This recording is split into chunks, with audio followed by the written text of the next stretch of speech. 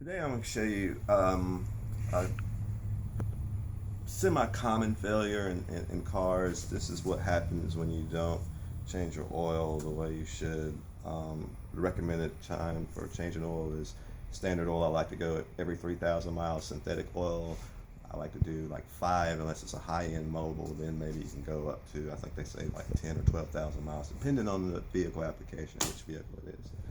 However, today we have a Mazda Speed 3. This is a 2.3 liter turbo motor, and the problem with the issue from the customer is that the motor failed and locked up. So we had to tear the motor apart to find out why it locked up, and it took me a minute to figure out what was wrong with the little car, because other than overall damage that was done after it locked up. But my thing was, what really locked this thing up? So of course, from not changing the oil, the valve, the heads had to be done because the heads looked horrible. I'll do another video on that portion. But the bottom end of the motor was locked up, and the crankshaft wouldn't turn, which means the pistons wouldn't go up and down. So in taking it apart, of course, you take it apart slowly, piece by piece, but then you inspect your pieces. Now, one thing that I found that I want to point out here, like I said earlier, this particular vehicle, the oil wasn't changed the way it should. But as you come over here on the crankshaft, these are bearings. These are your main bearings. And as you see how that's just locked up on there? Okay. All right, there we go. Peel that out of there. That is just straight, just worn out. All right. And as you can see, look at that. I don't know if you can see that edge. That bearing is supposed to be a whole lot thicker than that.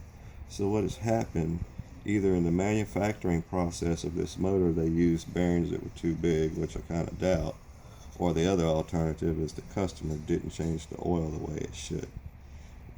Can you see that edge? See that lip on there? Look at that. See how it's worn down? And as you can see, this is supposed to be a symmetrical piece. See, you got chunks and pieces missing out.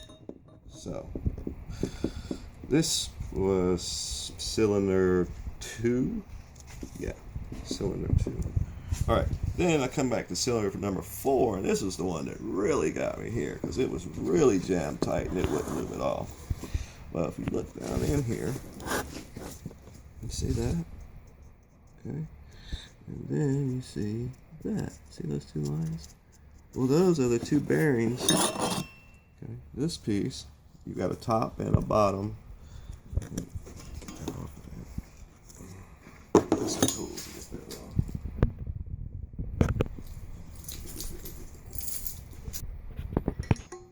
We're going to tap this off here.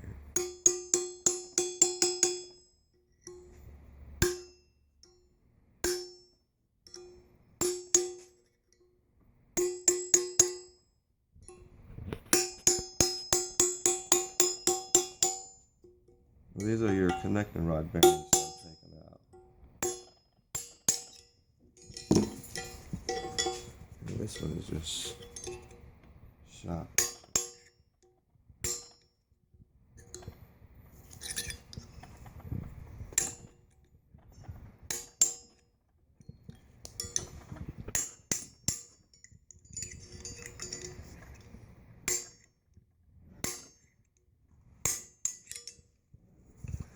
Okay.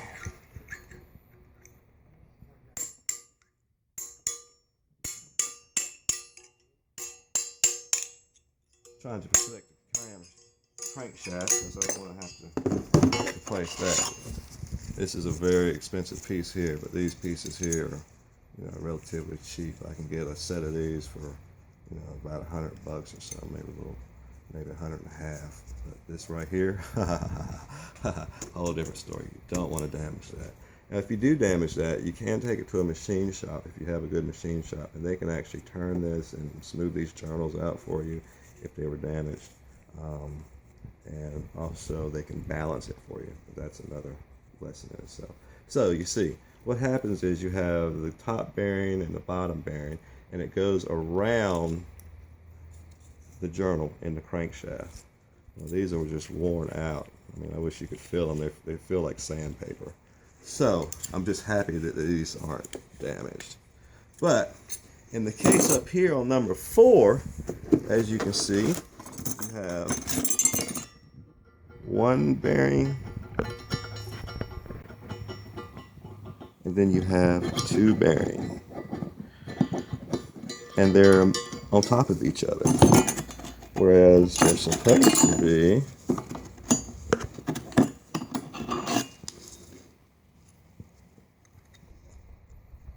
like,